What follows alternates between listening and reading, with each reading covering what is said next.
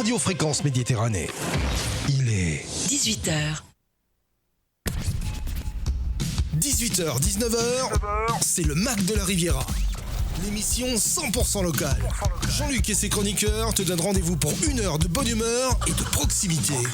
Info locale, résultats sportifs, jeux, dédicaces, l'invité du jour. Bienvenue dans le Mac de la Riviera. Installe-toi, connecte-toi et rejoins-nous pour une heure de détente. C'est le Mac de la Riviera. Retrouve-nous en direct vidéo sur notre page Facebook Radio Fréquence Méditerranée.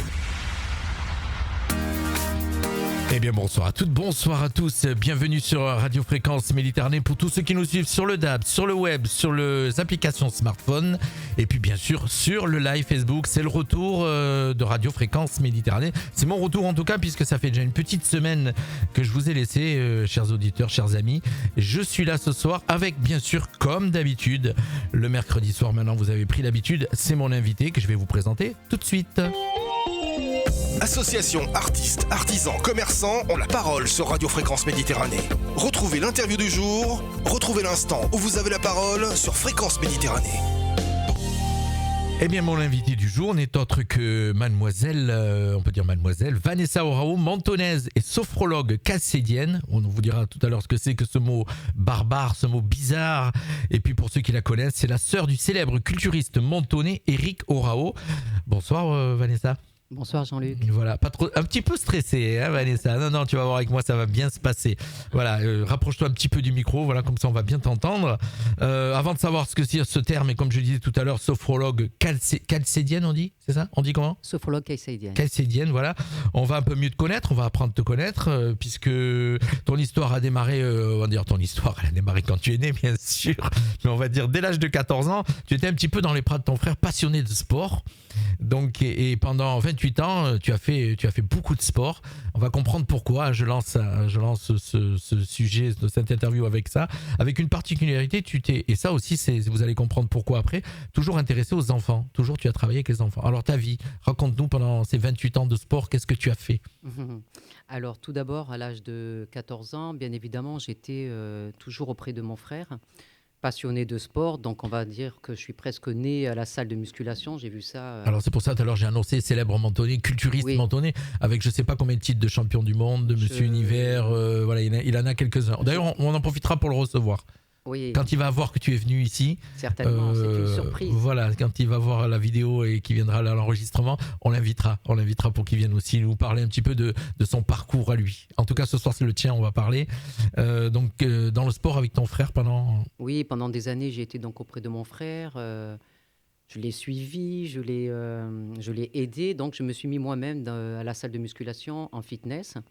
Et dès l'âge de 14 ans, 15 ans, je savais que je voulais être éducatrice sportive, m'occuper d'enfants et d'adolescents différents. Donc, j'ai continué donc, un peu mes études. Ensuite, j'ai travaillé avec mon frère dans la salle de sport. Et à l'âge de 20 ans, j'ai décidé de rentrer, de m'occuper d'enfants et d'adolescents. J'ai passé mon diplôme d'éducatrice sportive. Voilà. Cela pendant 28 ans, 27 ans, j'ai été donc auprès des jeunes en parcours moteur. Et des jeunes handicapés aussi, puisque tu as travaillé, on peut le dire, avec oui.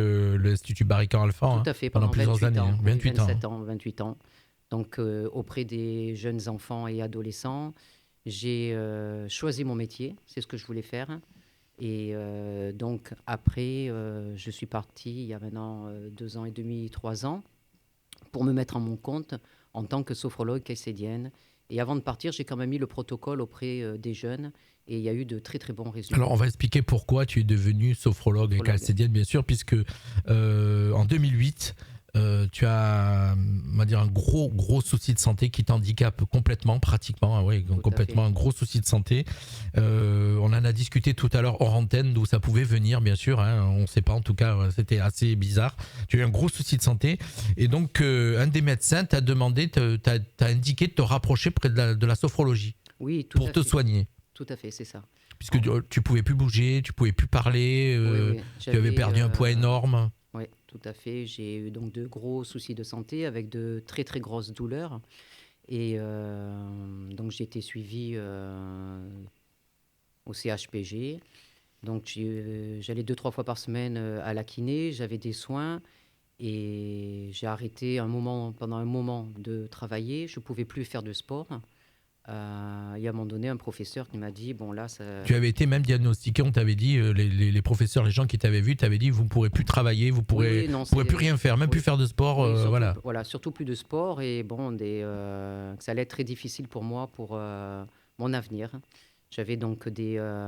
Tu avais quel âge, sans indiscrétion, à cet âge-là à ce moment-là, pardon. Alors, attends, 2008, j'avais 39 ans. Voilà. Voilà, j'avais 39 ans, donc c'est vu, je me suis vu déjà perdre beaucoup, beaucoup de poids, plus de sport et surtout des douleurs jour et nuit.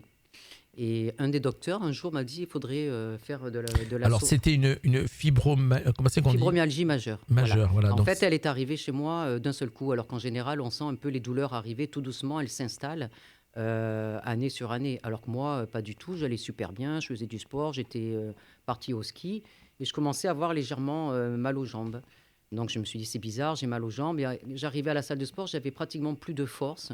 J'arrivais plus à m'entraîner. Donc, je sentais qu'il y avait quelque chose de pas normal. tu t'éteignais. Tout à fait.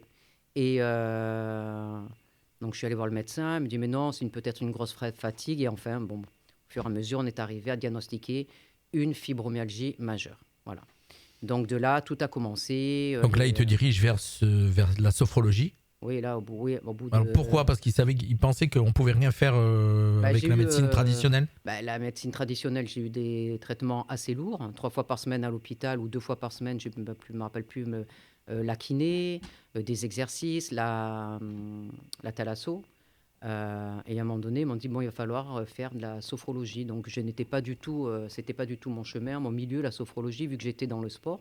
Je ne savais même pas ce que c'était. Tu étais même quand on en a parlé, tu étais même assez sceptique. Ah oui, tout Voilà, à fait. voilà. Je me disais la sophrologie, donc il m'a expliqué que c'était apprendre à se relaxer et à respirer. Donc j'avais de gros doutes vu que j'arrivais tout juste à marcher. J'étais descendu à 45 kilos. Donc mes propres amis avaient tout juste... Alors quand on voit ta taille, on connaît ta taille, hein, tu fais au moins un peu plus d'1m70, hein, non c'est ça ? Ouais, 67. Oui. Moi 67, bon tu vois, j'ai dit 1m70, oui. Tu vois.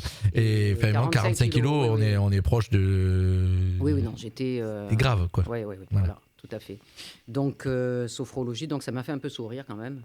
Et en fait... tu t'aperçois que petit à petit, ça fonctionne. Ah, mais plus que ça, je veux dire, je n'ai plus de traitement. Alors oui, mais on va le faire chronologiquement. C'est-à-dire qu'au début, donc tu t'aperçois que petit à petit, toi qui étais un peu assez sceptique, tu t'aperçois que ton corps commence à répondre. Oui, par rapport. Alors c'est là où tu vas expliquer ce que c'est, hein, mais ton corps, voilà, pour expliquer à nos auditeurs, ton corps commence à répondre, tu commences à retrouver la parole. Tu avais perdu la parole. Tu ne pouvais plus parler. J'avais beaucoup de mal à parler par rapport aux douleurs. J'avais du mal au cou, à la mâchoire, à la tête. J'avais beaucoup de mal. Et donc, c'était très, très difficile pour moi d'aller voir même quelqu'un. Parce qu'avec des traitements lourds, j'étais vraiment pas bien, quoi. D'accord. Donc, en fin de compte, ce traitement, cette partie où on s'occupe de toi, c'est de la sophrologie casédienne. Oui. C'est quoi exactement alors Maintenant, tu vas nous expliquer ce que c'est. Oui. Pour qu'on comprenne. Avec plaisir. La sophrologie casédienne, donc elle a été inventée par le professeur Alfonso Caicedo en 1960. En fait, il avait un hôpital en Espagne et il y avait beaucoup de personnes qui étaient à problème, dépression, des électrochocs. Et à un moment donné, c'est vrai qu'on donne des traitements quand les personnes sont mal, comme moi j'ai eu d'ailleurs. Il a dit qu'il faudrait quand même inventer quelque chose pour que les personnes puissent s'en sortir aussi et pas avoir tout le temps ou régulièrement des traitements. Donc il est parti, plusieurs années en Asie, où il a rencontré de grands philosophes, des bouddhistes, des moines tibétains. Et en fait, il a fait sa soupe à lui, on va dire. D'accord. Il a appris, il a fait sa sophrologie à lui. Exactement, voilà, donc. tout à fait. Il y a plusieurs types de sophrologie, donc. C'est ça, on va dire. Il y a méthode Caicedo. On va dire que la sophrologie caïcédienne, c'est un master en sophrologie, c'est sur 4 ans et demi. Voilà. D'accord. On va expliquer tout à l'heure que tu as passé des diplômes, effectivement, aujourd'hui. Donc, et en fait, la sophrologie, l'étymologie du mot sophrologie, c'est les 3 racines grecques, sos, phren, logos, qui veut dire l'étude de la conscience en sérénité. En fait, l'être humain, il est fait pour être à la verticalité. Le corps, il faut qu'il soit autant en équilibre que l'esprit. Si on a mal à la tête, à l'esprit, ça peut tomber sur le corps et le corps peut au niveau de l'esprit. D'accord. Donc, ce sont des méditations qu'on fait régulièrement pour ne serait-ce que se retourner vers soi et pour se détourner du monde extérieur. Comment dirais-je? Donc, plus on va faire des méditations donc de la sophrologie, c'est par répétition que les choses elles rentrent, D'accord. plus on va se libérer des tensions, des lourdeurs, des mauvaises pensées, du stress. Est-ce qu'il faut, comment dire, qu'il faut être apte à recevoir cette technique, ces messages, en fin de compte, pour y arriver? Comment on y arrive? C'est ça, en fin de compte.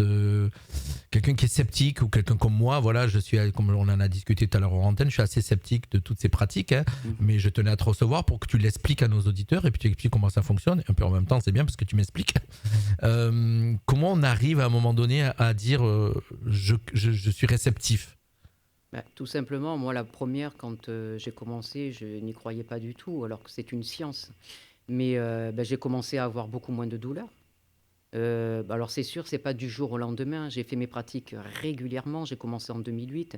Et au fur et à mesure. Ça a duré 8 ans, hein, jusqu'en 2016. Oui, jusqu'en Ça a duré 2016. 8 ans, ça a duré. 8 ans. Voilà. Et Tous les jours, je faisais ma sophrologie. Je faisais après ma séance ma phénodescription, ce qui veut dire décrire qu'est-ce que j'ai pu percevoir et saisir durant ma propre séance. Et je l'écrivais sur un petit carnet. C'est poser des mots. Et au fur et à mesure, j'allais de mieux en mieux. Donc j'ai continué à tel point qu'aujourd'hui, je suis sophrologue. voilà, puisque du coup, maintenant, tu as passé un diplôme, tu en as fait ton métier. En 2016, tu passes ton premier diplôme à Nice, Oui, juste après. c'est ça. Donc tu t'es formé, ça a duré 4 ans la formation, c'est ça? Oui, j'ai commencé en 2016 à l'école Sophronicia sur Nice, sur 1 an et demi, 2 ans. Et ensuite, j'ai continué sur un master en sophrologie avec donc la fille du professeur Alfonso Caicedo, Natalia Caicedo, à Barcelone. Et je continuais en même temps avec l'école de Nice Sophronicia. D'accord. Voilà. Alors aujourd'hui, tu pratiques, hein, tu es indépendante, voilà. Donc, et ça se passe comment aujourd'hui, tes cours, je ne sais pas comment on dit, ça se passe comment? Ça se passe très bien. Non, oui, non, mais je veux dire, c'est. Oui, non, je comprends. Tu as à un moment donné, tu avais un cabinet, puis tu m'as dit, j'ai laissé le cabinet parce que je suis tellement à l'extérieur, à droite, à gauche. Voilà, mon cabinet, en effet, j'ai toujours mon cabinet, mais c'est vrai que je suis souvent à l'extérieur. Et étant une ancienne sportive, moi, je faisais auprès des enfants, d'ailleurs, le sport dans les parcs. Et j'interviens à plusieurs endroits, dans tous les milieux de la vie.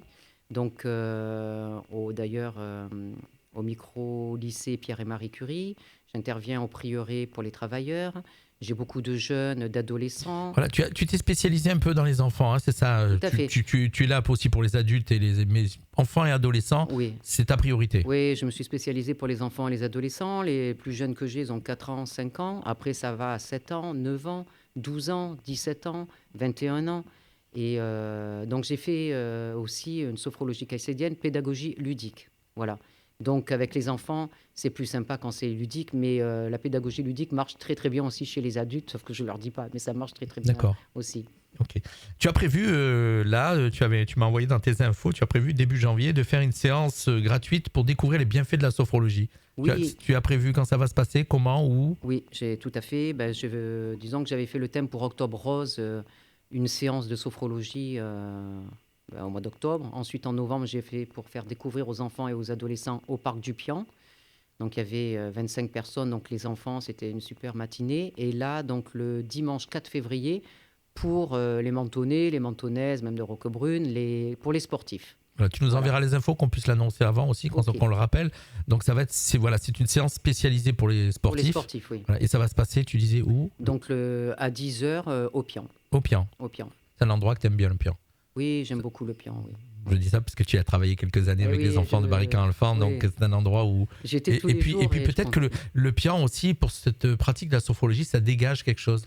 Ça dégage une sénérité, ce parc. Exactement, il est magnifique. Et puis au niveau de la respiration, voilà, c'est très important. Donc on fait un petit échauffement et après on fait la séance. Et les enfants, ça se passe très bien, ainsi qu'avec les adultes, plutôt que dans une pièce. Après, les personnes qui veulent faire dans une pièce, il n'y a aucun souci.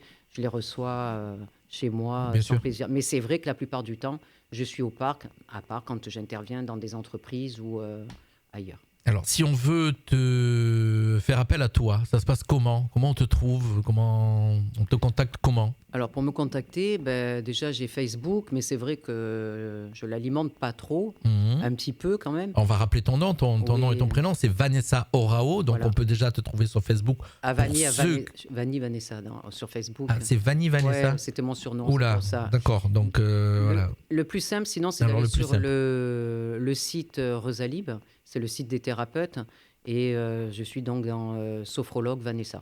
D'accord. Voilà. C'est un petit arbre vert pour me reconnaître en général. Tu vas nous envoyer toutes les infos, qu'on puisse les donner. Voilà, tu vas nous envoyer un mail ce soir avec les infos, qu'on puisse les mettre dans le commentaire pour que les auditeurs qui ont suivi cette interview puissent bien sûr. Donc la sophrologie depuis maintenant quelques années, 2008 et tout, et tu t'épanouis, voilà, et tu es complètement guéri. Ah oui, complètement. Je veux dire, Tu refais du sport. Tout à fait. Je remercie les professeurs et les docteurs qui m'ont dirigé vers la sophrologie avec beaucoup de recul. Merci beaucoup. Et maintenant, T'en sauvé. Exactement. Entre guillemets, t'en sauvé. Exactement. C'est la personne que je vais dire, je le dirai après dans les remerciements, mais je n'ai plus de traitement. Je fais 3 fois par semaine du sport, alors à ma juste mesure, bien évidemment, mais j'ai une vie normale, ce qui n'était pas le cas pendant plusieurs années. Déjà, au moins, on sait que de 2008 à 2016, tu as énormément souffert, Oui. parce que 8 ans pour te remettre sur pied, c'est le Tout cas à de le fait, dire, ouais. parce que c'était compliqué. Ça a été très compliqué. Très compliqué, oui. Tu voulais remercier des gens ? Oui, je voulais remercier Vas-y. les gens. Je vais remercier déjà l'école Sophronicia, tous les professeurs ainsi que les directeurs Pierre et Johan et les professeurs que j'ai pu avoir durant cette formation. Je remercie la sophrologie et plus particulièrement la personne qui m'a mis le pied à l'étrier que j'ai connue en 2008, qui m'a tout appris sur la sophrologie, donc qui est philosophe phénoménologue, sophrologue caïcédien, avec qui j'ai travaillé de 2008 jusqu'en 2016. 6 heures par mois. Donc c'est surtout cette personne qui a été un des premiers élèves d'Alfonso Caicedo. Donc voilà, s'il m'entend aujourd'hui, lui dire tout simplement que ça a été ma plus belle rencontre de toute mon existence. Alors, il t'entendra peut-être pas de suite, puisqu'il Non. n'avait pas prévu, personne ne savait que tu allais passer à la radio, bien Tout sûr, à mais fait. comme on va pouvoir réécouter l'interview sur le Facebook, puisqu'il est en direct en ce moment sur Facebook et qu'il va être mis sur notre chaîne YouTube, tu auras l'occasion de lui envoyer l'interview Tout à pour fait. lui. Il verra que tu l'as remercié. En tout cas, moi, je te remercie d'être venu. Je rappelle qu'on tient toujours à laisser la parole aux Mentonnais, voilà, donc aux gens qui sont d'ici, qui me contactent, comme tu l'as fait. On ne peut pas recevoir tout le monde, parce que moi, on a un carnet de rendez-vous, on va dire, pour recevoir les gens assez bien rempli. Mais on est là, voilà, on rappelle pour les Mentonnais, les gens qui sont de chez nous, du local, leur laisser la parole, quoi qu'ils fassent, on parle d'eux. Et voilà, toi, ce soir, on voulait faire découvrir que tu étais devenu, depuis, à cause d'un souci de santé, tu es devenu sophrologue. Tout à fait. Mais ça rejoint un petit peu ce que tu faisais aussi avant, hein. Tu as toujours été dans t'occuper des autres, puisque tout à l'heure en antenne tu me disais aussi que tu faisais de l'humanitaire, tu as toujours Oui, fait de l'humanitaire. Oui, ça m'a toujours plu. Oui. Voilà. Tu continues? Ou tu as Là, dû- je fais partie de quelques associations que j'interviens auprès des enfants. Je vais intervenir, bientôt dans l'hôpital pour apporter des jouets aux enfants et en même temps, par le biais de la sophrologie, leur apprendre à bien respirer et faire quelques exercices. Oui, Voilà. ça me plaît beaucoup. Ça, c'est toutes des choses que tu fais aussi gratuitement. Oui, Voilà, en plus de ton métier. Voilà, c'est ton métier, mais aussi tu fais de l'humanitaire, tu fais du gratuitement. Mais en tout cas, je te remercie d'être venu ici ce soir chez nous. Et puis, est-ce que tu as des messages, quelque chose que tu aurais oublié de parler, que tu veux donner à nos auditeurs? Surtout, si des personnes veulent des renseignements, de ne pas hésiter à me contacter et de garder toujours l'espoir et la confiance. Et j'en profite pour souhaiter la bonne année à toutes les personnes. À tous nos auditeurs. Exactement. Voilà. Et puis on va dire, ceux qui nous ont écoutés ce soir, qui veulent des infos et qui ne savent pas où trouver Vanessa, vous nous envoyez un mail à contact@fmradio.fr, à la radio, vous envoyez un mail et nous on vous mettra en rapport avec Vanessa. Voilà, on lui fera parvenir le mail, on transférera.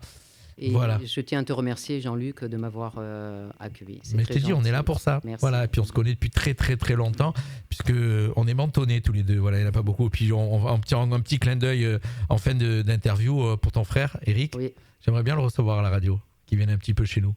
Les fauteuils seront peut-être pas assez larges, je sais pas, on verra On en bien. mettra 2. Voilà, d'accord. Non, en tout cas, on va recevoir Eric pour parler un petit peu de son parcours. Ça serait sympa qu'on parle de ce mentonné qui est très connu. Et puis, bien sûr, on fait un petit clin d'œil à ton papa qui n'est plus là Oui. et qu'on a tous connu, beaucoup l'ont connu, puisqu'il était chauffeur de bus à Menton aussi. Et voilà, donc je crois que c'était son prénom. Jojo. Voilà, Jojo, on l'appelait Jojo. J'ai hésité à le dire parce que j'ai eu peur de bugger.